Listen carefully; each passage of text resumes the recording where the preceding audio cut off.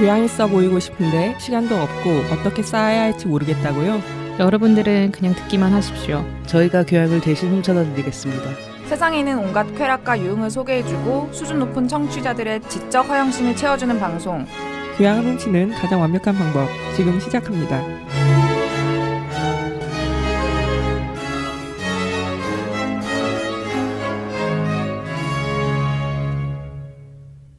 이번 코너는 티건님의 영화 코너인 평론가 기분 내기입니다. 안녕하세요, 티거입니다. 오늘 보고서는 무슨 주제이죠? 네, 오늘은 주목할 만한 국내외 신인 여배우 3인에 대해서 다뤄보려고 합니다. 이전에는 영화들을 모아서 했다면 이번에는 배우를 소개하는 자리고요. 기대됩니다. 오늘은 이 세 여배우들이 출연한 영화인 박열, 아메리칸 허니, 레이디 맥베스를 얘기를 할 텐데요. 일단 세 여배우 이름을 먼저 말씀을 드릴게요. 일단 국내 배우로는 최희서 씨 다룰 예정이고요. 그 다음에는 레이디 맥베스에 나온 플로렌스 퓨랑 그 다음에 아메리칸 허니에 나온 샤 레인에 대해서 다뤄보려고 합니다. 그래서 얘기를 들어가기 전에 제가 질문을 좀 던져볼게요. 혹시 영화 보신 분? 저는 3개 다 봤습니다. 대박 사건. 와. 저는 레이디 맥베스만 봤어요. 오, 저는 아직 안.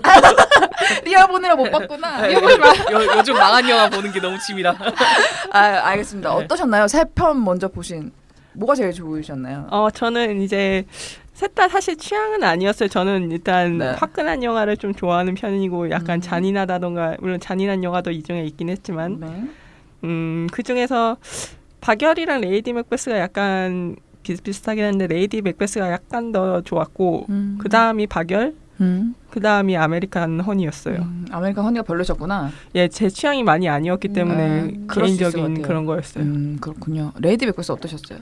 전 진짜 레이디 맥베스 최근에 그러니까 영화를 저는 보통 영화관에서 보긴 하는데 이 방송 시작하고도 영화관에서도 보고 안 되면 그러니까 출장이 있다 보니까 기내에서 보거든요. 근데 저희 레이디 맥베스 너무 괜찮은 영화다라고 생각이 들었던 게 그러니까 우선 음악이 없었잖아요. BGM이 네. 없으니까 네. 약간 연극 보는 느낌이었어요. 저는. 맞아요.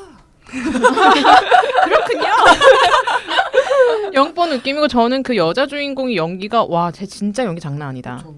그러니까 약간 그러니까 저는 그 긴장감과 그리고 정말 긴장이 더 그러니까 그게 달했을 때는 음악을 한 번 틀더라고요. 네. 음악 딱 2번 나오는데 그러니까 제 기억이 맞다면 그거 너무 좋고 약간 저는 아가사 크리스티 책을 뭐 원작으로 한 건가라는 생각이 들 정도로 그러니까 약간 정말 심리극 뭐 살인극 맞아. 이런 걸 다룬 것 같아서 저는 그 배경도 너무 좋고 그 뭐지 영화 흐름도 너무 속도감이 빠르지도 않고 오랜만에 그 전에 막 블록버스터만 보다가 되게 호흡이 느린 영화를 보니까 저는 되게 좋았어요. 안정감이 있지만 되게 그 사람 심리를 건드리는 네네. 그 여자가 아직도 기억이 남아요. 저는. 그쵸. 그 네. 여배우가 진짜 최고예요. 꼭 보세요, 범고래님도. 진짜. 지금 군함도 때문에. 독립영화관을 찾아가세요, 제발. 부디. 구남도 때문에 영화를 볼 수가 없거든, 다른 영화를. 예, 상당히 힘들긴 했어요. 아니 나 그 그렇구나. 개봉관 수 보고 깜짝 네. 놀랐는데. 몇 개예요? 첫날에 개봉을 했을 때 2,000개가 넘어가지고 근데 이게 전국에 2,800 몇 개인가 있는데 2,000개를 장악을 한 거니까 사실 서울에 있는 거는 뭐 거의 장악했다고 봐도 되고. 거의 누가 말했는데 그 전국 영화관이 2,700 몇 개가 있어요. 근데 그 중에서 첫날 개봉했을 때 2,300 몇 개를 개봉한 거야. 그러니까 사람들이 뭐지 씨발 이러면서 한 그러니까 80%? 당연하지. 아니 그래서 뭐 첫날 관객 500만 동원했다고 말을 하는 게 스크린에 다 점령을 해버렸으니까 500만이 안 넘으면 이상한 거잖아. 그러니까 그거 외에는 볼 수가 없는데 뭐 하려는 거야. 그러니까 레이디 맥베스도 하루에 하나밖에 없더라고요. 또 그 시간 그렇습니다. 맞추려고 진짜 힘들었어요. 벌써 그렇게 됐나요? 저는 그 정도까지는 아니었는데. 저는 하루에 하나. 뭐 레이디 맥베스 자체가 그렇게 상영관을 많이 잡을 수 있는 영화는 솔직히 아니라서. 아마 근데 그렇긴 되게 했죠. 훌륭한 영화고 이런 영화 한 번쯤은 봐야 되는데 관객들이 네. 블록버스터만 맞아요. 접하다가 근데 아쉽더라고요 저 같은 경우는. 그렇긴 해요. 들으시는 분들은 어떻게든 꼭 찾아서 보셨으면 좋겠습니다. 아무튼 이 세 배우를 다뤄보려고 하는데요. 일단 국내 배우를 먼저 다뤄볼까 합니다. 일단 첫 번째 배우 최희서 씨에 대해서 다뤄보려고 하는데 일단 뭐 여기 이 중에서는 보신 분이 PD님이니까 PD님 어떠셨어요? 이분의 연기? 일단은 얼굴이 네. 얼굴부터 배우니까 얼굴 얘기해도 그러면 얼굴 되죠. 중요하죠. 당연하죠. 네, 그렇죠. 요즘에 너무 피시하게 살려고 하다 보니. 그쵸, 이제. 끊기겠다 야. 정부에서 언피씨 안 돼. 페이스도 중요하죠. 배우한테는 그럼요. 일단 그럼요. 독특한 페이스라는 거는 누구도 얘기를 안 할 수가 없을 것 같아요. 일단 뻔한 얼굴이라는 거는 아닌 것 같아서 좋았고 특히나 일단 맑다는 생각이 많이 들었어요. 그런 얼굴이어서 좋았고 근데 저는 놀란 게 나이가 생각보다 많았어요. 네, 1987년 1월 7일생으로 나오더라고요. 그리고 데뷔는 2009년에 영화 킹콩을 들다로 데뷔를 했습니다. 그래서 사실 신인 여배우면 우리가 보통 생각할 때 90년대 이후 출생으로 많이 생각할 텐데 87년이라서 근데 사실 연기 경력이 짧진 않아서 신인이란 말을 붙이기가 좀 어려운데 어쨌든 요즘 스포트라이트를 받기 시작하고 요즘 활발하게 해서 일단 신인이라는 거를 붙여봤고요. 중고 신인인 거네요. 아 그렇죠. 중고 신인. 너무하네. 심한데. 너무하네 진짜. 중고신인. 아 최희수 씨의 아니 팬님 계시다면 87년생이 뭐가 나이가 많아. 어떡해. 좋을 나이지. 딱 예쁠 나이지. 근데 같이 다루는 배우들이 워낙 어리니까 예쁠 나이지. 나는 뭐 그렇게 생각 안 하고 싶지만 아니 남자는 40대 50대 연기 데뷔해도 그러니까요. 늦가기 이제 데뷔생 이러면서 난 그 사람들도 늙었다고 생각해. 자 싸우지 마시고요. 일단 이렇게 우리 신인 여배우 최희서 씨에 대해서 좀 알아볼게요. 일단 제가 찾아보니까 엄청난 엄친딸이더라고요. 그러니까 나는 엄친딸을 이렇게 얘기하는 것도 너무 약간 조금 그렇지 않아요? 제가 네 맞아요 대본 쓰면서도 오글거리긴 했는데 응. 이것도 약간 언피시하다면 언피시한 거죠. 엄피시한데 저는 엄피시한 사람인데 언론에서 다 최희서 치면 엄친딸이라고 나와가지고 아 이거를 아예 빼놓고 다룰 수는 없겠구나 해서 왜 엄친딸이냐 하고 봤더니 일단 학력이 Y대 언론홍보 영상학과 영어 영문학 학사를 다녔는데 사실 이걸로 엄친딸이라고 하는 건 아닌 것 같고요. 이 배우가 5개 국어를 해요. 영어도 잘하고 일본어도 잘하고 어렸을 때 미국이랑 일본 등지에서 자라서 영어랑 일본어가 되게 유창하고 거기다 제2외국어로 이탈리아어를 선택을 해서 배웠대요. 그리고 중국에 진출할 마음이 있어서 중국어도 배웠다고 하고 그러니까 우리나라 말까지 해서 5개 국어를 하는 배우라서 엄친딸이란 말을 붙이는 것 같습니다. 진짜 5개 국어를 능숙하게 할까? 그래서 뭐 기본적인 뭐 인터뷰 정도는 할 수 있는 소양이 그렇지. 있다. 네. 뭐 이 정도로 해석할 수 있지 않을까요? 맞아요. 사실 5개 국어 우리나라 5개 국어 이렇게 언론에서 다루는 거 사실 좀 과장이 많아서 그쵸, 예, 그러니까요. 예. 근데 제 생각에 일본어랑 영어 정도는 굉장히 확실하게 유창하게 하는 잘 하는 것 같고요. 그리고 사실 제가 정말 주목하고 싶은 어떤 지적인 매력은 이 배우가 최종 학력이 캘리포니아 대학교 버클리 캠퍼스로 되어 있더라고요. 그런데 되게 열심히 활동을 했었던 것 같아요. 2008년에는 한국인 최초로 공연예술 공로상을 캠퍼스 내에서 수상을 했고 그리고 KBS 영상 공모전에 자기가 직접 촬영하고 대본하고 나레이션까지 참여한 다큐멘터리가 뽑힌 적이 있대요. 그리고 원래 이 배우가 영국 드라마 스쿨까지 진학을 하려고 했는데 떨어졌대요. 그러다가 2009년에 킹콩을 들다라는 영화의 역도 소녀 역으로 데뷔를 하게 된 건데요. 사실 뭐 5개 국어 하는 거 되게 좋고 그런데 제가 보기에는 이 배우가 되게 텍스트에 되게 집중을 많이 하고 텍스트의 깊이를 아는 배우인 것 같은 거예요. 네. 그래서 블로그를 운영을 해서 블로그에 있는 글을 쭉 아, 읽어봤는데 자기가 직접 운영하는 네, 블로그예요? 글을 잘 써요. 글을 잘 써서 깜짝 놀랐어요. 글을 잘 써서. 그래서 약간 그 왜 동주에 나왔던 박정민이란 배우 혹시 아시는지 모르겠는데 그 강하늘 씨 말고 약간 조금 짤뚱한 배우 혹시 모르시나요? 제가 동주를 안 봐서 아, 저도 동주 몰라. 네, 그런 배우가 있는데 그 배우도 되게 연출과 텍스트 전반에 관심이 많아서 근데 아무래도 그런 배우는 연기를 할 때 좀 깊이가 좀 다르다는 생각이 들더라고요. 더 많이 볼 줄 아는 배우라서 그런지. 그래서 아무튼간 여러모로 되게 고학력의 지적인 이미지도 있고 글을 잘 쓰는데 아까 PD님께서 굉장히 돌려 말하셨지만 사실 전형적인 미녀의 얼굴은 아니에요. 그렇지만 이런 지적인 매력이 배가 돼서 뭔가 독특한 포지션을 가지고 있는 배우인 것 같아요.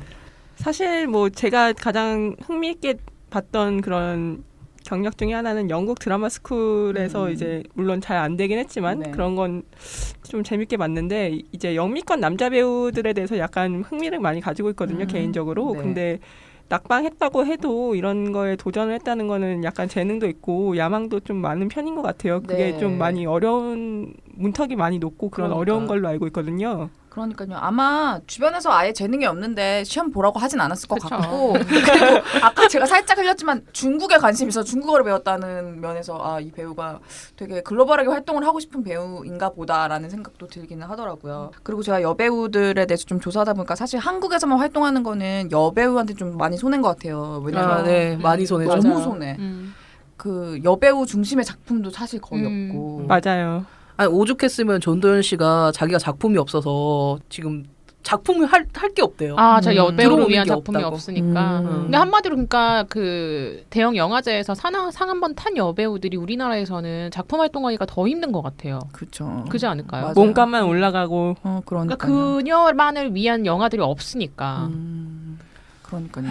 아무튼 그래서 저는 이 배우가 되게 영리하다. 그래서 아마 이 방송을 들으시는 분 중에 여배우 지망생이 있으시다면 좀 글로벌한 쪽으로 눈을 돌려보는 것도 나쁘지 않을 것 같다는 이상한 아무 말 대잔치를 하면서 야, 중요해. 중요해. 그거 진짜 중요한 것 같아요. 자기 외연을 넓혀야지. 네, 진짜로. 아무튼 그래서 이분의 출연 작품을 좀 살펴볼게요. 근데 필모그래피를 막 쭉 읊는 게 의미가 없는 게 되게 단역으로도 많이 나오시고 해가지고 주목할 만한 것만 몇 개 볼게요. 일단 이분이 외국어가 유창하셔가지고 5년 전쯤에 혹시 이 연속극 보시는 분 있어요? MBC 1일 연속극 오늘만 가타라에서 필리핀 세대 크리스티나로 출연을 했대요. 왜 하필 필리핀 세대이지? 그 제 생각에는 얼굴 자체도 그러니까 약간 이국적이기도 하고 그리고 어찌 영어가 되니까 그래서 필리핀식 영어를 여기서 완벽하게 구사해서 되게 좋은 반응을 얻었다고 합니다. 필리핀에서 영어를 쓰니까. 하긴 약간 베트남 국적은 세대면 더 이상했을 거 아니야. 베트남은 웃긴 게 베트남은 김옥빈 씨가 이미 했어요. 그렇죠. 베트남 신부 맞아, 맞아. 하노이 신부였나요? 예, 그랬을 거예요 아마. 하노이 신부 되게 예뻤죠. 예. 갑자기 또 이렇게 세면서 예, 아무 말 되지 않지 또 한번 거들어 봅니다. 그리고 일본어가 가능하기 때문에 이분이 동주와 박열에 출연을 할 수 있었잖아요. 근데 옥자에서도 통역사 역으로 출연을 하게 됐대요. 그러니까 아무래도 외국어를 잘하는 게 이분한테 엄청 차별화되는 강점이 있는 거죠. 근데 제가 옥자를 못 봐가지고 옥자 보신 분. 옥자에서 나왔어요? 저는 몰랐는데. 되게 단역으로 나오시는 단역으로 분이구나. 나왔나 봅니다. 그래도 뭐 네. 한 자리 거쳤다는 게 또 어떻게 보면 그렇죠. 그게 중요하죠. 일단 동주부터 약간 봐야 될 것 같아요. 동주에서 좀 조금씩 좀 주목을 받았던 것 같아요. 그 활동한 지는 꽤 오래됐는데 주목을 못 받던 이 배우가 처음으로 관객한테 깊은 인상을 남긴 배역이거든요. 일단 여기 계신 분들 동주를 안 보셨다고 하는데 사실 이 작품이 저는 되게 좋았어요. 되게 칭찬 많이 받은 작품이고 이준익 감독의 최고작이라는 평을 하는 평론가분들도 되게 많고요. 그래서 이 영화가 되게 저예산에 흑백 화면으로 만들어진 영화임에도 불구하고 관객과 평단의 고른 지지를 받으면서 평가도 너무 좋았지만 100만 명의 관객을 불러들였어요. 근데 제가 아까 말씀드렸던 것처럼 이게 엄청 저예산 영화라는 게 영화를 보면 느껴져요. 그래서 보고 싶다. 얼마나 저 예산인지. 한번 봐야겠네요. 그렇다고 막 구리고 막 이런 건 아니고 그냥 정말 깔끔하게 찍었구나. 심지어 화면도 흑백이니까. 그래서 아무튼 100만 명이 뭐 썩 많은 관객 수는 아니지만 손익분기점은 당연히 넘었고요. 여기서 최희서 씨는 일본인 여학생 쿠미로 나와요. 근데 캐스팅이 이라가 좀 재밌더라고요. 이 배우가 지하철에서 연극 대사를 되게 격하게 외우고 있었대요. 근데 그 반대편에 동주의 각본을 쓰던 신현식 감독이 최희서 씨를 본 거죠. 근데 너무 연습을 열심히 하니까 되게 관심이 갔대요. 그래서 명함을 줄까 말까 하다가 둘이 같은 역에 내렸대요. 운도 좋다. 해화역인가? 그럴지도. 해화역이네. 연극 대사를 외우고 그래서 있었다니까. 감독이 이거 인연이다 싶어서 명함을 줬대요. 그래서 이제 그게 인연이 돼가지고 동주에 출연을 하게 됐는데 사실 이 배우에 대한 사전 정보가 없이 영화를 봤을 때는 일본어를 너무 잘하니까 저는 이 배우가 일본인인 줄 알았어요. 그 제 친구 중에 그 제일교포 한 명 있어가지고 보내주면서 물어봤어요. 어느 정도로 잘하는 거냐고. 근데 이 정도면 정말 엄청 상당히 잘하는 거라고 하더라고요. 뭐 유민 씨 옛날에 일본인 네. 배우 그 네네. 생각나는 느낌? 그러네요. 그분 생각나는 이미지가 느낌? 좀 다르긴 한데 그러네요. 좀 그렇긴 하네요. 근데 거기서는 이미지가 비슷하네요. 동주에서는 되게 순수하고 맑은 이미지로 나오거든요. 아무튼 일본어를 상당히 잘해서 일본인인 줄 알았지만 한국인 배우였고요. 극 중에서 이 배우가 맡았던 역할은 일본의 엘리트 여학생이면서도 윤동주를 사심없이 좋아하는 아주 순결하고 지적인 이미지의 여학생으로 나옵니다. 극 중에서 이제 윤동주의 시를 영어로 번역을 해서 출판을 하는 걸 도와주려고 되게 적극적으로 나서는 사람이에요. 근데 강하늘 씨랑 호흡이 괜찮았어요. 되게 서로 좋아하는 게 보이긴 하는데 어쨌든 결과는 비극적으로 끝나잖아요. 그래서 되게 아련하게 마무리가 되는 그런 역할인데 이 배우는 자기가 배우로서도 참여를 했지만 대사에도 직접 참여해서 작업을 했대요. 일본어를 잘하니까. 그래서 저는 그 대목을 보고 가성비가 좋다. 그러네. 시나리오까지도. 가성비가 좋다. 이 배우는 가성비가 참 좋은 배우다 이런 생각이 들었어요. 근데 여기 네. 그 시 전공하신 분이랑 네. 이제 동주 이야기를 한번 했거든요. 네. 이분도 이제 윤동주 관련해서 되게 많이 음. 공부를 하셨어요. 예, 영화 자체는 좋은데 그게 사실은 아니라고 하더라고요. 사실이 아닌 게 좀 많이 끼어 들어가서 이제 그 왜 그런 거 있잖아요. 전공으로서 보면은 이게 뭐야 하는데 네, 재미로서 보면 아 괜찮다.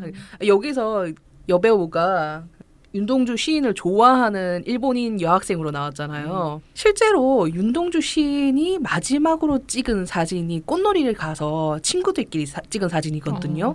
그 이후로 몇 개월 뒤에 이제 잡혀가서 그 인체 실험 당하다가 죽어요. 그 꽃놀이 때 마지막으로 찍었던 사진을 가지고 있었던 게 그 사진에 있었던 일본인 여학생이었어요. 그 할머니가 나중에 시간이 지나서 그 사진을 꺼내 놓으면서 되게 아련하게 되게 동주 학생 그때 자기 남학생 같이 하는데 되게 잘생겼고 과묵하고 하여튼 좋은 사람이었다면서 되게 아련하게 말하는 게 있었어. 좋아하셨나 봐 약간. 약간 그 뭐라고 해야 되지? 젊은 날의 좋은 추억 이런 다큐멘터리 같은 데서 보신 거예요? 일단 그 말씀해 주신 분이 많더라고요. 말씀해 주신 네. 분이. 그래서 궁금하다. 재밌는 얘기네. 네, 일본에 가면은 윤동주 시비도 있잖아요. 음. 다녔던 대학교에 시비가 있어요. 그렇군요. 그렇다고 합니다. 좋은 정보네요. 아무튼 그렇게 동주로 눈도장을 찍은 다음에 출연한 영화가 바로 얼마 전에 개봉을 했던 박열입니다. 뭐 감독은 똑같이 이준익 감독이고요. 여기서는 최희서 씨가 박열의 정치적 동지이자 연인인 가네코 후미코로 나옵니다.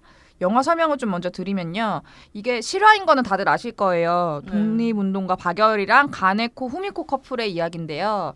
그 왜 1923년에 관동 대지진 때 괴소문이 퍼지는 건 혹시 알고 계시나요? 그 네. 조선인들이 우물에 네, 독을 누가 풀었다. 독을 풀었다. 그래서 되게 일본에 거주했던 굉장히 많은 무고한 조선인들이 학살되는 와중에 일본 내각이 어쨌든 이 사건을 은폐하려고 대중의 관심을 돌릴 만한 어떤 사건을 만들기 위해서 누가 한 명 희생양을 삼아야 되겠다 하다가 이제 불령사라는 조직에서 항일운동을 하던 조선 청년 박열을 얘가 무슨 대역 사건을 꾸몄다 이런 식으로 지목을 한 거예요. 근데 박열이랑 후미코는 오히려 이걸 역이용해요.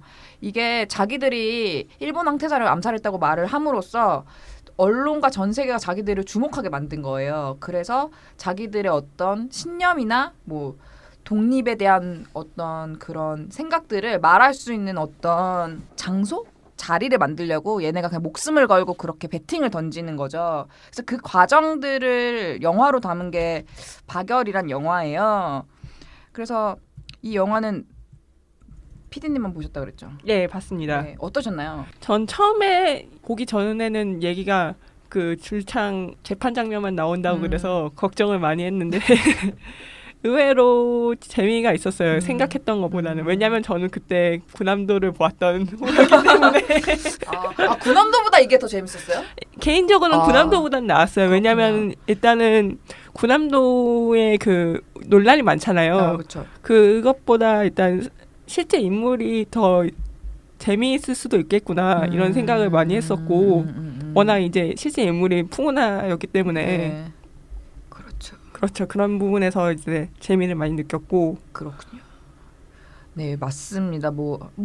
전 사실 나중에 말했을 때 저는 박열이 별로 이 영화가 좀 아쉬운 게 많아가지고 그렇긴 한데 네. 일단 뭐 그건 뒤에서 얘기를 할 텐데요. 일단 영화를 안 보신 분들은 일본 여자 후미코가 왜 박열이랑 같이 독립운동을 했냐라고 궁금해하실까봐 제가 좀 설명을 드리면 이 두 사람은 사실 애국자이기 전에 무정부주의자예요. 아나키스트거든요. 너무 좋아. 네. 좋아하세요? 내가 지향하는 거. 그러니까 이 여자는 되게 일본 천황 제도 자체에 되게 문제가 많다고 생각하는 사람이에요. 그래서 후미코는 삶 자체가 되게 부모한테 버림받고 되게 가난하게 살았던 여자거든요. 그래서 철저하게 약자로 살아가면서 이 세상의 부조리를 다 뜯어고쳐야 된다는 신념을 갖게 된 인물이에요. 그래서 사실 이 둘은 국적과 상관없이 그냥 정치적 동지자 연인이 될 수 있었던 건데요. 아무튼 영화에도 잘 나와 있긴 한데 둘은 이제 감옥에서도 엄청 당당해가지고 간수들의 눈치를 볼 정도였다고 합니다. 그게 잘 드러난 사진 한 장이 있는데요. 그 사진으로부터 영화가 제작화가 됐다고 하더라고요. 그 사진은 아마 인터넷에서 찾으면 나오실 수 있는데 가장 많이 나오는 사진인 것 같은데요. 네, 두 맞아요. 명이 이렇게 서로 같이. 네. 맞아요. 박열이 책을 보고 이렇게 앉아 있으면 그 위에 후미코가 박열의 무릎 위에 앉아서 카메라를 응시하는 굉장히 도발적인 사진인데 그게 사실 둘이 감옥에 있을 때 찍은 거거든요. 근데 감옥에 있을 때 찍었는데도 되게 당당해 보이고 뭔가 도발적가지고 당시로 되게 화제가 많이 됐다고 합니다. 아무튼 이 영화에 대한 영화평은 저와 피디님의 시선이 갈리는 것처럼 좀 갈립니다. 일단 호평하는 쪽의 평을 좀 찾아보면 정면을 응시하는 성실한 시선 그리고 뭐 이준익 감독의 시대극에는 뭔가 특별한 것이 있다 이렇게 평을 하고요. 혹평하는 쪽에서는 그냥 인물 소개용이다 딱 그 정도다. 그리고 영화가 아나키즘에 빠져 있대요. 영화가 아나키즘에 빠져 있는데 그나마 후미코가 구했다. 그리고 제가 제일 개인적으로 좋아하는 평은 얌전한 사람들이 힙합을 하는 모습을 지켜보는 느낌. 너무 웃겨. 제가 이걸 보고 빵 터졌거든요. 그래서 이렇게들 말씀하시더라고요. 뭐 저 같은 경우에는 일단 인물이 괜찮았다에 가까운 것 같고 네네. 몇 가지 이제 후반에도 얘기하시겠지만 그런 네. 결점에 대해서는 많이들 동감하실 수 있다고 생각을 합니다. 네. 저도 그 점에서 동의를 하는 게요. 사실 인물들이 되게 매력적이잖아요. 그렇죠. 그래서 이 매력적인 인물들이 어쨌든 보통 이상은 깔고 가는데 그래서 더 아쉬운 것 같아요. 이 매력적인 캐릭터를 두고 왜 이 정도밖에 못 뽑아냈지? 이런 건데 사실 저는 되게 개인적으로 별로였던 게 일단 사건과 인물을 다루는 방식이 너무 1차원적이지 않았나 생각을 해요. 예, 거의 무슨 인물 평점 네. 보는 듯한. 맞아요. 그냥 약간 위인전 보는 느낌이어가지고 좀 너무 감독이 배우랑 캐릭터만 믿고 그냥 연대별로 그냥 시기별로 찍은 것 같다는 생각이 들었고. 예, 주변 인물들은 거의 뭐 그러니까요. 진짜 캐릭터라는 게 없을 정도로 참혹한 수준이었습니다. 그러니까요. 거기 다 좋은 배우들도 되게 많이 나왔는데 그리고 혹시 여기 이재훈 씨 팬 있으세요? 저요. 저 이재훈 좋아해요. 저 이재훈 그때 좋아. 파수꾼 때 파수꾼 때 그때 파수꾼 때가 최고였죠. 그 이후로는 좀 이상해져가지고. 그쵸. 뛰어넘는 연기가 안 나오고 있습니다. 다른 것보다 난 포스터에서 누구 이런 느낌이었는데. 나 진짜 이거 싫어한데 그 뭐였지? 저 영화관에서 나오는데 어떤 아주머니 세 분이서 말씀하는데 류승범이라고 진짜로 류승범이야. 류승범. 류승범이라고 류승범이 얘기를 나 포스터 약간 좋게 나왔어요. 네, 그래서 오지랖을 떨 뻔했어요. 류승범 아니라고 지나갔는데 아무튼간 저는 주인공 역을 맡은 이재훈 씨의 연기가 저는 개인적으로 너무 별로였습니다. 연기가 점점 이상해져. 맞아요. 연기가 좀 도식화가 되고 좀 역할에 대해서 고민을 안 한 티가 났다 그래야 되나? 약간 배우하기 싫으신 거. 그러니까. 멋쟁이 같은 느낌으로. 아니 근데 파수꾼 때는 이재훈 씨의 연기가 진짜 진짜 잘했었거든요. 그래서 그럼요. 기대됐었죠. 저는 파수꾼 때 그러니까요. 나왔을 때. 근데 그 이후로 정말 말 그대로 캐릭터에 대한 고민을 안 하나 봐. 그러니까요. 공부도 안 하고. 뭔가 그때 다 불태운 거 아닐까요? 파수꾼 때? 네. 첫 작품 아닌가? 좀 아쉬워. 뭐도 아쉬워요. 어쨌든 간에. 정말 아쉽습니다. 잘 클 이게 줄 알았. 초반에는 확 하고 그 이후로 이렇게 점점 떨어지는 아. 창작자들 있잖아요. 맞아. 꾸준히 잘해야 된다는 네. 거죠. 그런 그게 거죠. 뭐 음악계에서는 원히트 원더라고 그러나? 아무튼 여기서 이재훈 씨가 연기가 저는 너무 별로였어요. 일단 인물 해석이 얕고 연기가 전형적이었다. 그래서 저는 항상 만약에 요즘 가장 위기의 배우가 누구니라고 물으면 저는 항상 이재훈 씨를 꼽거든요. 근데 이게 아쉬워서 그렇죠. 그렇죠. 네. 왜냐면 그쵸. 너무 처음에 잘했으니까. 잘생기기도 잘생겼는데. 그쵸. 그런 페이스가 또 드물지 않습니까? 뭔가 깨끗하게 잘생겼잖아요. 그쵸, 맞아. 맑게 생겼어요. 네. 아무튼 그리고 이준익 감독한테도 조금 실망을 했어요. 그러니까 왜냐면 동주하고 사도로 선방을 하다가 약간 멈칫한 느낌? 더 나갈 수 있었는데 왜 이렇게 멈칫했을까 이런 느낌이 들더라고요. 근데 이거는 정말 개인적인 저의 의견이고요. 좋게 보셨다는 분들도 굉장히 많습니다. 흥행을 보면 나쁘지 않아요. 왜냐면 리얼이랑 같이 비교가 됐어요. 아유, 빈집을 터셨네. 이거 빈집 정말 빈집털이. 빈집 털이를 넘어서 거의 레드카펫을 깔아주는 듯한 그런 느낌. 사람들이 희대의 망작 리얼을 볼 바에야 차라리 박열을 보겠다 이러면서 반대급부로 박열을 많이 선택을 했대요. 그래서 제작비가 26억 원이었고 손익분기점이 60억 원이었는데 2017년 7월 1일부로 손익분기점이 넘었다고 합니다. 그러니까 일단 성공작으로 분류를 해야 되겠죠. 그쵸. 이제 8월 달에도 몇 건씩은 남아있으니까. 그래서 어쨌든 성공을 했다고 봐야 될 것 같아요. 예, 이게 뭐 보니까 세트가 그렇게 많지도 않고 네네. 계속 뭐 감옥 이렇게 좀 그러니까. 좁은 세트를 쓴 걸 어. 생각하면은 확실히 저렴하게 찍었다 이런 느낌이 네. 지금 와서 생각해 보니까 드네요. 그래서 배우 개런티도 사실 아마 이재훈한테 좀 많이 나갔을 거고 최희성한테 많이 주진 않았을 거 아니에요. 이건 편집되려나? 많이 주지. 아무튼 간에. 아무렴 어때요? 아, 네. 아무튼 그렇다면 최희서는 박열에서 어땠나 이거에 대해서 우리가 좀 살펴봐야 될 것 같은데 저는 최희서의 연기가 이 영화에서 가장 빛나는 부분이었다고 생각을 합니다. 많은 평론가들이 그렇게 말씀을 하시더라고요. 이 영화를 살린 건 후미코다. 그래서 뭐 일본의 연기가 능숙한 거는 말할 필요가 없고요. 배우가 되게 부분 감정이 과잉돼서 연기가 오버되는 부분이 있기는 했어요. 근데 배우 자체가 힘이 있고 이 배역이랑 너무 잘 맞으니까 그게 흠으로 안 보이는 거예요. 그냥 넘어가지더라고요. 기본적으로 에너지가 너무 넘쳤고 그 에너지 때문에 아마 이재훈 씨는 사실 저는 연기에 에너지가 없어서 더 비교가 됐었던 것 같아요. 그 친구가 그럴 만한 친구 아니야? 파스쿨 때 그 연기가 에너지 엄청 넘쳤잖아요. 다 썼나 봐요. 아이고. 더 지냈어. 아이고. 아이고. 딜타임 가져야 돼. 쿨타임 가지고.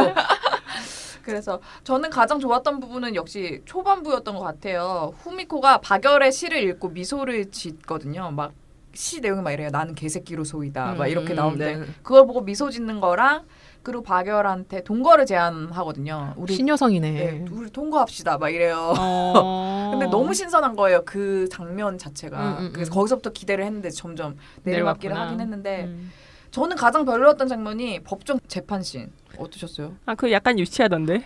완전 유치하죠. 그래서 왜 유치하냐면 정말 이렇게 대사를 뱉겠지 하면 그대로 뱉는 거잖아요. 그래서 저는 오글 진부하네. 네, 진부였어.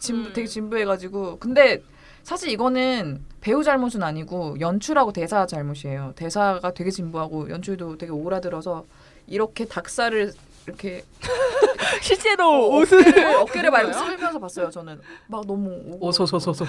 닭살이 돋아가지고 이러면 안 되는데. 막 이러면서. 그리고 후미코가 영화에서 퇴장을 하는 방식이 너무 아쉬웠어요. 그거 너무 그냥 훅 가던데. 네, 그러니까 이거는 스포가 아니죠. 역사적 사실이니까 후미코가 사형 선고를 받거든요. 박열이랑 같이. 근데 일본 천황이 사면을 내려요. 후미코만. 아니요, 둘 다. 근데 이제 후미코는 분노를 하는 거죠. 왜냐면은 자기가 죽어야 더 강렬하게 인상이 남고 일본 천황에 대해서 항거하다가 죽는 게 이 후미코한테는 오히려 더 명예로운 죽음인데 일본 천황의 은덕에 기대서 목숨을 연장하는 꼴이 된 거잖아요. 그래서 막 엄청 되게 막 부들부들 떨고 분노를 하다가 죽음으로 나오는데 이게 의문사처럼 나오거든요. 근데 의문사인데 사실 자살이 아니라 타살이라는 이야기도 되게 많아요. 근데 그걸 되게 애매모호하게 처리를 한 거예요. 그 부분을 너무 뭉뚱그려서 넘어간 거죠. 그래서 등장은 이렇게 산뜻하게 해놓고 퇴장을 왜 이렇게 시켰을까? 감독이 너무 왜 그랬을까 하는 생각이. 마지막 연출에 그러니까요. 그 감독 잘못입니다. 그래서 한 줄 평을 이 배우에 대해서 해보면요. 지적인데다가 에너지까지 넘치니 배우로서는 아주 보기 드물게 많은 재산을 가졌다고 생각이 돼요. 동양적인 마스크에 언어적으로 재능이 넘치고 텍스트를 깊이 분석하는 능력을 가졌기 때문에 한국뿐 아니라 세계를 염두에 두고 활동을 하면 좋을 것 같고요. 저는 개인적으로 양자경 씨랑 좀 닮은 것 같더라고요. 양자경 중국 누구지? 배우 양자경. 근데 봤는데 사진 네. 방금 전에 검색해서 봤는데 저 이런 마스크 되게 좋아하는데. 그렇죠. 되게 이분 우아하고 피디님. 네, 이분 맞죠? 맞습니다. 너무 이게 약간 뭐라 해야지? 그러니까 사람도 얼굴 배우도 얼굴 보면은 그러니까 얕게 생긴 친구들이 있어요. 그러니까 좀 어린 친구들 중에 연기 많이 안 해본 친구들은 얼굴에서 드러나거든요. 근데 이분은 연기 생활 되게 우아한 것처럼 뭔가 아우라가 있는데? 그렇죠. 깊이가 있어요. 그래서 저는 진짜 동양권 배우로 글로벌하게 활동하는 게 되게 좋지 않을까 생각을 하고 있습니다. 질리지 않고 신선한 얼굴 오래오래 필모로 이어가셨으면 좋겠네요. 네, 그 성수 제발 하지 마시고요. 진짜요? 안 했으면 좋겠어요. 제발 부탁합니다.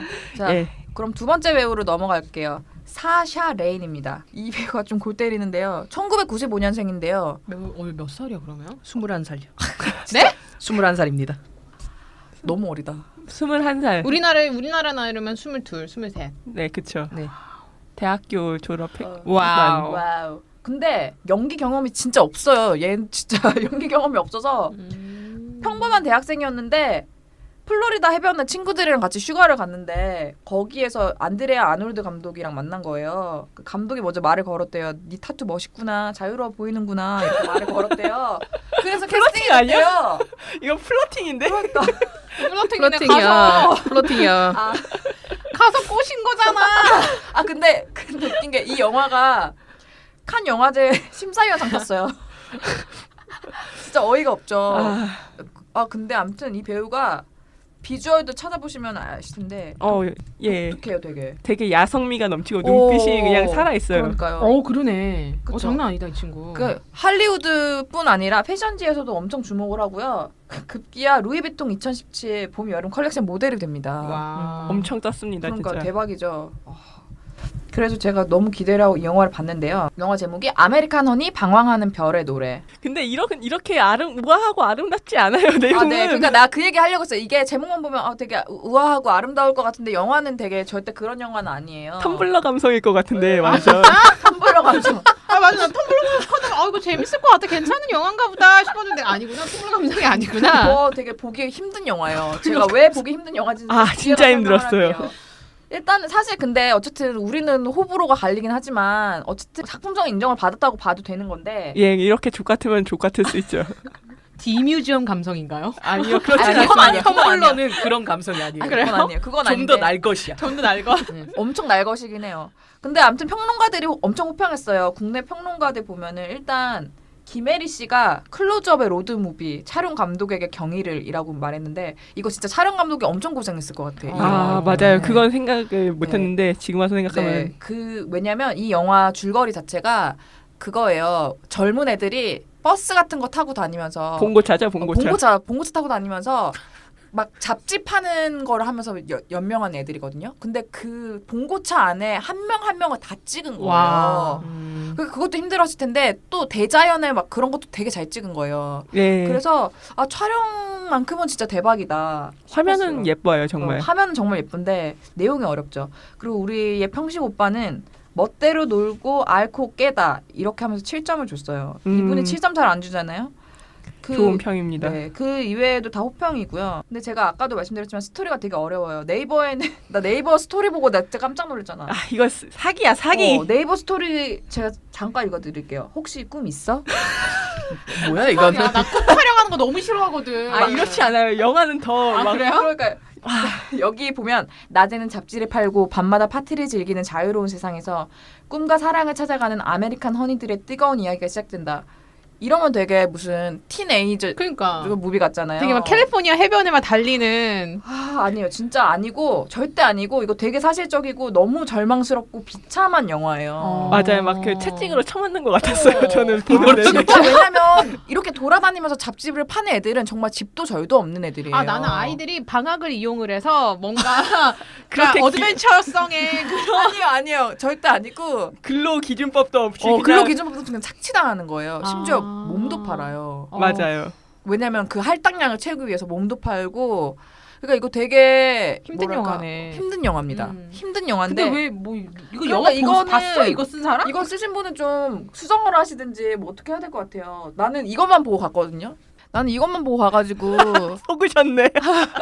완전 속아가지고 마음의 준비를 하고 갔었어야 되는데. 예, 저는 이걸 보진 않았는데 네. 이런 잔잔한 류의 마음 힐링류를 안 좋아하기 때문에 그러니까 절대 힐링되는 영화 아니고요. 정말 너무너무 비참하고 현실적인 영화입니다. 예. 심지어 배우들이 화장을 하나도 안 하고 와가지고 피부가 막 진짜 모공과 다 모든 보여요? 피부 트러블이 다 보이고 예. 그런 영화예요. 그냥 진짜 10대 막 지난 애들이 봉고차에 타서 그냥 개고생하고 얘는 진짜 왜 속아서 이렇게 살까. 맞아. 그러니까 누구한테 속아서 일종의 그런 거네요. 뭐 이거 방송에 써도 되나 앵벌이라고 하는 그런. 앵벌이 맞아요. 그런 거예요? 딱 앵벌이에요. 잡지 앵벌이를 하는 건데. 막 자기네들이 만든 독립 잡지 이런 걸 파는 게 아니라 나도 그런 줄 알았다니까. 그런 거 아니에요. 그런 거 아니고요. 그런 힙스터가 아니라 그러니까 그냥 나도 힙스터인 줄 알았어.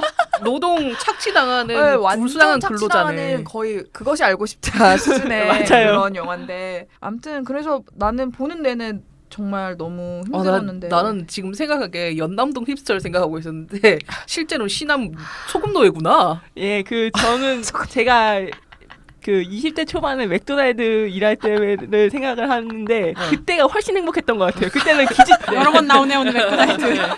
근로노동법의 그 보호를 받고 있었어 나는. 근데 여기는 그런 게 없죠. 예, 미국이 이렇게 무서운 나라구나. 진짜 미국이 무서운 나라구나. 그런 생각이 들 정도로 밑도 끝도 없어요 진짜. 진짜. 보고 싶다. 예, 근데 마음의 준비를 하고 보시면 괜찮을 거예요. 저는 진짜 완전 배신당한 느낌으로 봤는데 맞아요. 근데 여기서 사샤 레인이 어땠나를 우리가 보면요.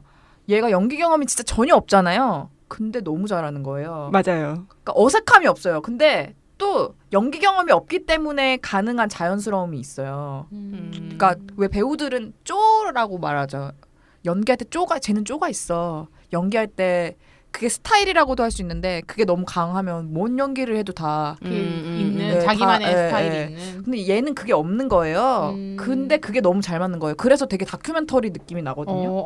너무 재밌겠다 근데 그러면 그 배우만 본다면. 맞아요. 이 배우를 보는 재미는 있어요. 맞아요. 다른 배우들은 음. 그냥 아는 배우들이니까 아 저 사람 나와서 연기하는구나 하는데 얘만 보면은 얘 진짜 왜 이렇게 고생하는 거야. 그러니까 그리고 자의식이 없어요.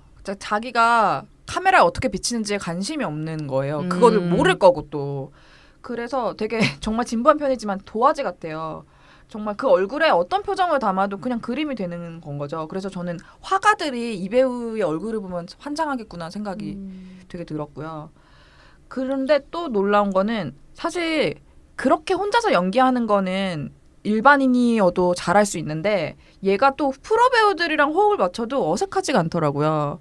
얘가 뭐 샤이아 라부프나 라일리 키오 이런 프로 배우들이랑 합을 맞추는 장면에서도 밀리지가 않아서 그럼 얘는 진짜 되게 괴물 같은 아이구나라는 생각이 들었습니다. 근데 뭐 이거는 사샤 레인이 잘한 것도 있겠지만 어쨌든 상대를 해주는 배우들도 많이 맞춰준 것 같아요. 참고로 여기 상대 배우가 남자 배우는 샤이아 라보프라고 자동차 나오는 영화. 트랜스폼. 거기에 나왔던 네. 배우고 라일리 키오라는 여배우도 나오는데요. 이 배우는 74회 골든글로브 시상식에서 여우주연상을 탔을 정도로 연기를 잘하는 배우예요. 아무튼 근데 이렇게 붙었는데도 안 밀린다는 거죠. 그래서 정말 이 배우가 배우를 할 수밖에 없는 운명이었나 보다 싶은 생각까지 들 정도로 좋고요. 그 이상한 플러팅에서 낚여도 그러니까. 될 사람은 되는 거군요. 그리고 이 영화가 앙상블이 좋아요. 제가 아까 말씀드린 것처럼 앵벌이 하는 외판원들 10대, 20대 애들 나오잖아요. 근데 걔네도 진짜 그냥 일반 애들 같아요.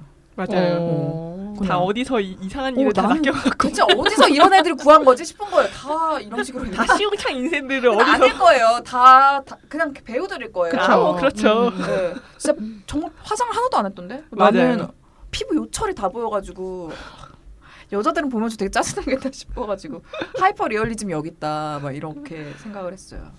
진짜 그래서 아무튼 사실 이 배우는 이 영화 딱 하나밖에 나온 게 없어가지고 이 영화만 보고 얘기를 할 수밖에 없는데 어쨌든 이 영화에서만 봐도 어쨌든 너무너무 괴물 같은 존재가 나타났다고 싶고 그리고 또 사실 패션계 쪽에서도 부르는 거 보면 얘가 뭔가 있는 거죠. 그 비주얼도 괜찮다 이거죠. 진짜 맞아요. 많아요, 진짜. 예쁘게 독특한데? 생겼어요. 예쁘게 생겼고 몸매가 좋아요. 몸매가. 맞아요. 몸이 엄청 탄탄해. 그래서 아무튼 잘 될 것 같고요. 저는 이 배우가 야성을 해치지 않고 성장하기를 바라게 되는 배우다라고 칭하고 싶습니다. 예, 스캔들 같은 거 제발 안 엮이고 남자 이런 거. 근데 스캔들 많이 날 것 같아. 매력이 너무 너무 사람 홀리는 게 있어가지고 심지어 얘는 여자 남자 다 여자 남자 다 홀리는 약간 그런 스타일이어서 뭐 제발 그냥 행복하게만. 그러니까 그렇고요. 세 네. 번째 배우로 넘어갈게요. 플로렌스 퓨입니다. 너무 잘했어. 초반부에서 무무님이 엄청 극찬하셨던. 일단 1996년생이고요. 생긴 거에 비해서 되게 어린 나이예요. 네? 96년생이었다고? 네. 어머 웬일이니. 약간 노안이죠. 아니 근데 그 영화에 나오는 몸 보니까 애기 몸 같더라. 네, 애기 몸이긴 해요. 몸매를 보면은 네. 그 몸매 얘기 나중에 제가 뒤에서 좀 할 텐데 전 그 몸매가 참 좋더라고요. 개인적인 폴링이란 영화로 주목을 받고 레이드 맥베스로 날아오른 배우입니다. 박찬욱 감독이 보증하는 올해 최고의 신인 여배우다. 박찬욱 감독이 좋아할 만한 캐릭터인 것 같아요. 저는 박찬욱이 조만간 부르겠구나. 박찬욱 정말 좋아할 것 같아요. 되게 예쁘게 나오겠군. 기대한다. 다시 부르겠구나. 그대로 나왔으면 좋겠는데 레이디 맥베스에서 예쁘게 안 나와. 제발 살 빼지 말고. 제발. 그리고 이 배우가 싱어송라이터도 겸하고 있다고 해요. 어쩐지 목소리가 좋더라고요. 예, 목소리가 참 좋았지. 네. 적당히. 아 근데 어린 게 그 제가 덩케르크를 참 좋아하고 있는데 그 주인공도 많이 어리거든요. 네. 한 살밖에 차이가 안 이렇게 나더라고요. 하니까 정말 이 배우가 노안이군요. 아 나는 진짜 30대 넘은 줄 알았어요. 그렇게 보이죠. 근데 연기도 너무 잘해서 연기력이 탄탄한 친구구나라는 생각을 어, 했었거든요. 그렇군요. 확실히 여기서 나오는 게 일단 주인이니까 마님. 주인 마님이니까 맞습니다. 일단 뭐 레이디 맥베스 전에 주목받았던 영화 폴링부터 살펴볼게요. 이게 2016년에 개봉한 영화인데요. 여기서는 이 퓨가 모든 여학생들의 우상인 아비게일 역으로 출연을 했습니다. 여기서도 아름답고 성숙해서 남녀노소 모두가 동경하는 배우 역할인데요. 이 작품으로 런던 영화제, 런던 영화 비평가 협회상 신인상에 노미네이트되고 상을 받지는 못했어요. 근데 이게 줄거리는 되게 간단합니다. 한 엄격한 기숙 학교가 배경인데요. 이 아비라는 여학생이 의문의 자연사를 당해요. 이게 말이 웃긴데 갑자기 의문의 쓰러져서 자연사. 죽어요. 갑자기. 임신 중이긴 했거든요. 진짜 의문이네요. 갑자기 픽 쓰러져 죽어요. 그 이후로 다른 여학생들한테도 뭔가 기이한 현상이 일어나는 거예요. 그래서 왜 그런 거지 하고 이렇게 알아보는 일종의 스릴러 영화인데요. 재밌어요. 재밌겠다. 예, 재밌고 여기서도 되게 예쁘게 나와요. 엄청 아름답게 나옵니다. 그건 정말 한번 네, 봐야겠습니다. 정말 아름답게 나오고 다른 여학생들 너무 못생긴 배우들을 캐스팅해가지고 비교되게 한 거 아니에요? 일부러 그런 것 같아요. 꽃밭? 네. 그다음에 레이디 맥베스를 보면 이게 8월 3일에 막 개봉을 했죠. 예. 줄거리는 사실 되게 간단합니다. 이게 러시아에서 일어난 실화를 바탕으로 실화구나 이게. 극작가 니콜라이 레스코프가 만든 소설 러시아의 맥베스 부인을 영화화한 건데요. 이게 무슨 실화냐면 시아버지의 귀에 뜨거운 납을 부어서 죽인 며느리가 있었대요. 러시아에. 근데 그 며느리가 처형을 받으러 나왔는데 너무 예뻤대요. 그래서 사람들이 다 웅성웅성했대요. 그 실화를 바탕으로 만든 소설이래요. 그래서 영화의 줄거리는 이렇습니다. 17살의 캐서린이 17살이었어요. 여기서 캐서린이 나이 안 나온 것 같은데. 네. 근데 영화 소개는 그러겠어요. 척박한 땅에 얹혀서 이제 늙은 귀족 지주한테 팔려와요. 근데 첫날 밤에 이제 남편이 옷을 벗으라고 명령을 하고는 몸을 보고 그냥 잠자리에 드는 거예요. 그러니까 이게 되게 이거 되게 수치스러운 거지. 완전 수치스러운 일이죠. 음. 근데 이게 그 이후로도 남편이랑 그 남편의 아버지, 그러니까 시아버지는 캐서린은 집안에 가둬두고 되게 차갑게만 대하지 인간으로 대해주지를 않아요. 그리고 하녀도 걔를 좀 무시하는 거예요.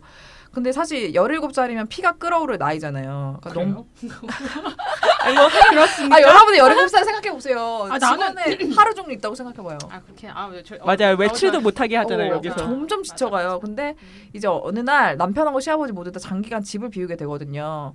그런데 캐서린이 이제 자기한테 좀 무례하게 구는 하인 세바스찬한테 이상한 감정을 느끼게 된 거죠. 무례하게 구는데 왜 이상한 감정을 아이, 느껴? 그러니까 약간 성적인 그런 섹슈얼 텐션이 있어요. 그 장면에서. 그래서 그 이후로는 여러분 생각하는 대로 그렇게 흘러가는데요. 아무튼 이 영화는 가장 큰 장점은 군더더기가 전혀 없다는 겁니다. 아까 무무님이 살짝 언급을 하셨던 것처럼 음악도 거의 안 나오고 두 장면 정도에서 나오고 색조도 엄청 단순하고 어둡고 그리고 등장인물도 많지가 않으니까 진짜로 연극 한 편을 보는 느낌이 많이 나요. 맞아요. 여기서 지금 소개하신 등장인물이 거의 전부라고 봐도 네, 맞아요. 거의. 그래서 배우들의 연기가 다 잘 보이고요. 근데 캐스팅이 완벽했어요. 그리고 연기를 못하는 배우가 진짜 맞아. 한 진짜 명도 없어. 하녀 역할을 한 그 아, 흑인 여배우 예, 있잖아요. 아, 그분도 연기를 깜짝 놀랐어요. 너무 잘했어요. 그 나중에는 이제는 그 뭐 말을 못하게 되잖아요. 네. 말을 못하게 되는데도 그 심리 맞아. 묘사가 그 친구도 되게 잘했던 것 같아요. 맞아요. 마지막에 눈빛으로. 진짜 그니까 체념한 그 눈빛 어. 전 지금도 아주 그니까 기억하고 있습니다. 울면서 마지막에 네, 범고래님 꼭 보시길 바랍니다. 네. 이건 진짜 추천이고 저는 네. 또 영화 속 소품이 좀 마음에 들더라고요. 그렇죠. 그 그릇이 네. 그 번거리무님 보면 되게 좋아하실 것 같아. 아, 그러니까. 거기 나온 그 그릇들이 로얄 코펜하겐 그릇들이랑 그 그릇 보는 것도 재밌더라고요. 범고래님 우리 저는. 다음 녹음 때 제가 확인을 하겠습니다. 네. 아무튼 그리고 음악도 두 장면쯤에서만 나오는데 또 잘 썼어요 그거를. 음악을 맞아 잘 맞아 썼어. 정말 잘 썼어. 그래서 작품평이 되게 좋아요. 로튼 토마토 신선도가 92%고요. 시네 21의 박평식 기자님 악녀를 보았다라고 말했고 동정하지 않고 추궁하지 않는 대범한 시선, 순수한 광기로 얼굴을 달리하는 욕망의 입체성, 하인들의 이야기가 주인공의 욕망만큼이나 흥미롭다. 이렇게 호평 일색입니다. 그렇다면 이 레이디 맥베스에서 플로렌스 퓨가 어땠나 살펴보면요. 저는 이 배우의 체격, 표정, 목소리에 대해서 말을 꼭 하고 싶어요. 일단 트렌드에 맞는 몸매가 아니에요. 체격이 엄청 맞아요. 좋은 배우입니다. 근데 그게 엄청 매력적이지 않나요? 저는 약간 옛날에 조각 이름이 비너스. 비너스처럼 비너스가 한두 개가 아니에요. 그러니까 밀로의 어느 비너스. 시대 비너스. 밀로의 네, 비너스. 밀로의 비너스 약간 조금 풍만하잖아요. 네네. 저는 그 몸매가 생각나더라고요. 맞아요. 진짜 너무 몸매 자체가 부요하고 비옥한 느낌을 주는 그 뭐랄까 케이트 윈슬렛의 전성기를 본 맞아, 듯한 맞아. 그런 느낌이 들었어요. 그래서 부디 살을 빼지 않았으면 좋겠고요. 그 벗는 장면이 좀 많이 나오는데 네. 달걀 같은 그런 매끈한 느낌? 맞아. 너무 말랐으면은 물론 예쁜 게야 했겠죠. 마른 것도 예쁜 매력이 있으니까. 근데 이번에 그 영화에 어울리는 그런 매력은 아니었을 것 같아요. 맞아요. 그림에 나오는 그 진짜. 벗은 소녀들 보면은 되게 탐스럽고 만지고 싶잖아요. 맞아요. 복숭아 같은. 네, 네. 맞아. 맞아. 진짜 만지고 싶은 네. 바지 이렇게 촥 하고 나올 정말 것 같은. 싱그러운 정말 17살 영국에 사는 그 캐서린이 그러니까 정말 풍만하고 그러니까 성적 욕망으로 가득 찬 욕심으로 가득 찬 그 캐릭터가 아주 잘 표현한 것 그러니까요. 같아요. 그래서 전 생각을 했죠. 저 지주는 왜 저 몸을 보고 그냥 잤을까 이런 생각을 하면서 그런 약간 취향이 아니었던 걸까요? 아 그거죠. 아재 서요. 근데 실제로 그런 듯한 묘사가 맞아. 나오긴 묘사가 합니다. 나옵니다. 이제 맞아, 캐서린은 맞아, 뒤 맞아. 돌아서라고 하고 탁탁탁을 하시는데 뭐라고요? 맞아. 약간 네. 불구인 듯한. 그래서 그 남자가 나중에는 네. 그렇게 얘기하잖아요. 그 하인이 네. 안 한 게 아니라 못한 거냐. 뭐라 그러죠? 못한 게 아니라 안 한 거 아니냐. 뭐 이런 식으로. 예, 뭐. 아무튼 그런 식으로 암시를 그렇습니다. 하긴 해요. 예. 그리고 이 배우의 목소리가 상당히 중저음인데 저는 이건 여배우한테 득인 것 같아요. 목소리 깊이감이 다르더라고요. 그래서 나이에 비해서 좀 성숙해 보이는 게 더 있는 것 같고요. 레이디 맥베스에서 사실 이 배우가 표정이 막 엄청 크게 변하지 않고요. 근데 무표정의 감정을 싣는 게 되게 어려운데 그거를 참 잘하더라고요.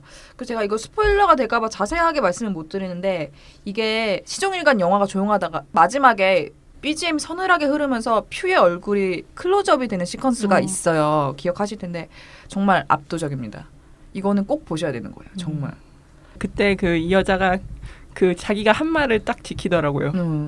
그래서 뭔가 정말 서늘한 엄청 관객의 가슴을 서늘하게 만들면서 영화가 딱 마무리가 지어지는데요.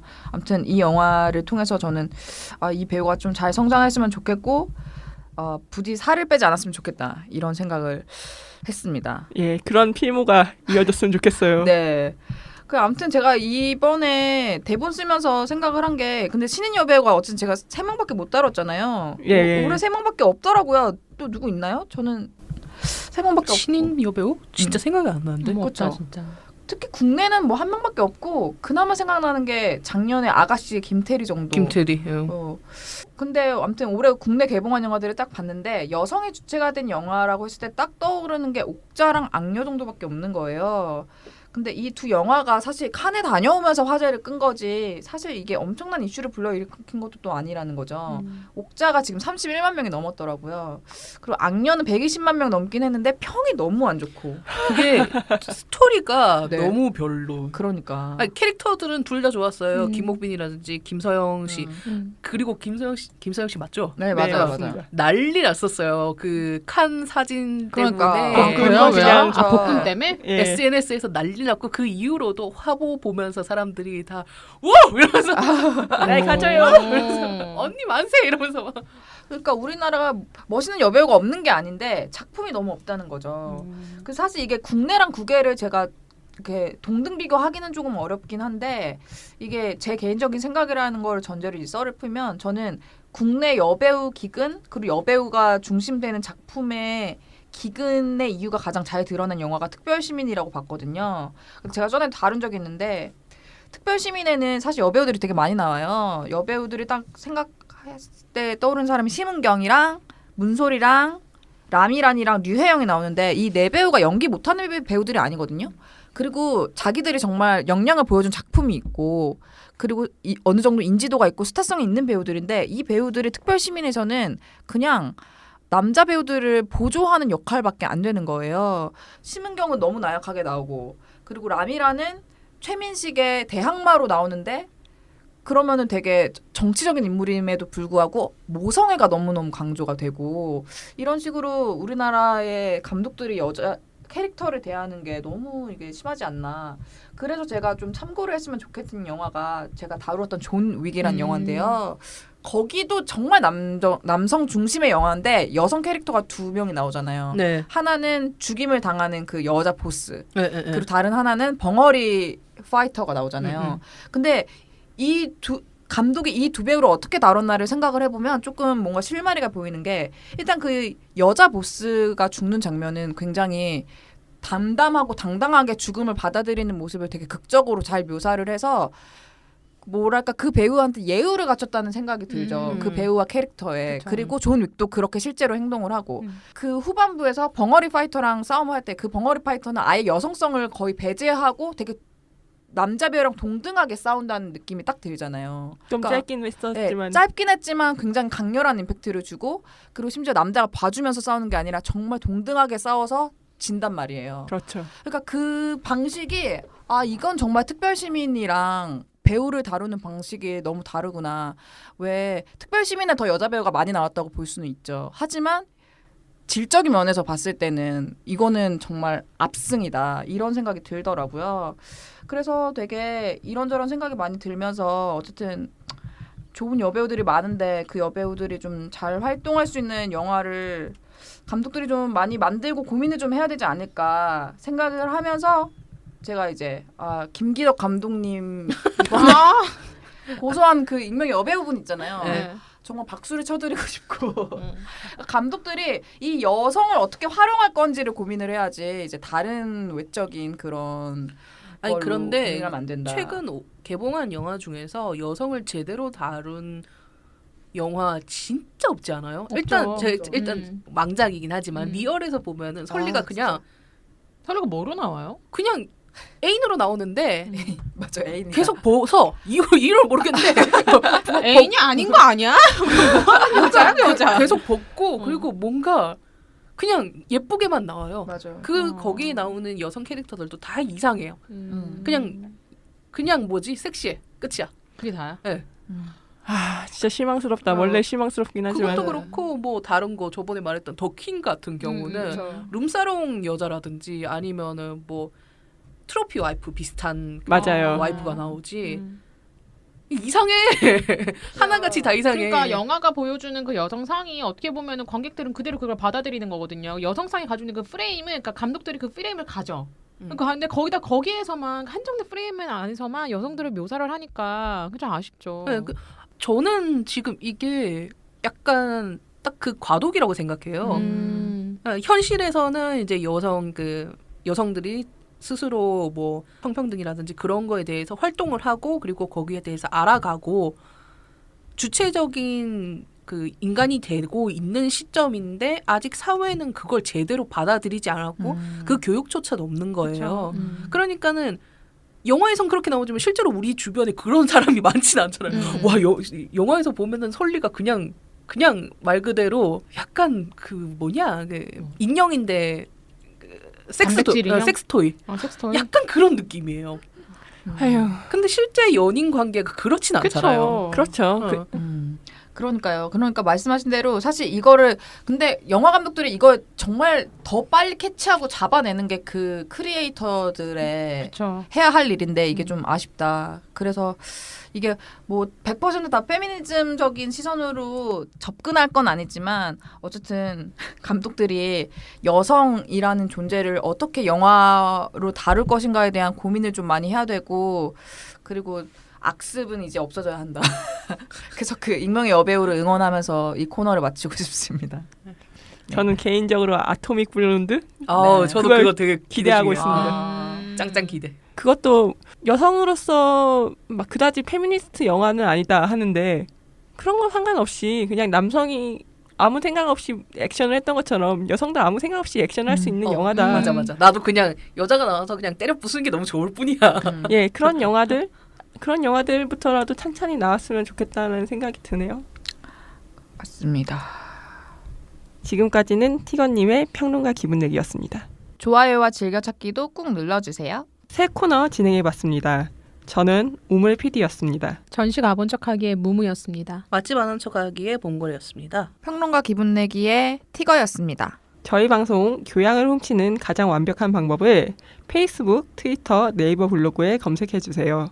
교양 훔치기로도 검색이 됩니다. 많은 댓글과 메일로 응원과 소통의 한마디 부탁드립니다. 저희 방송은 3주 간격으로 송출될 예정입니다. 다음 방송에도 우아하고 품격 있는 교양을 훔쳐서 찾아뵙겠습니다. 그때까지 안녕히 계십시오.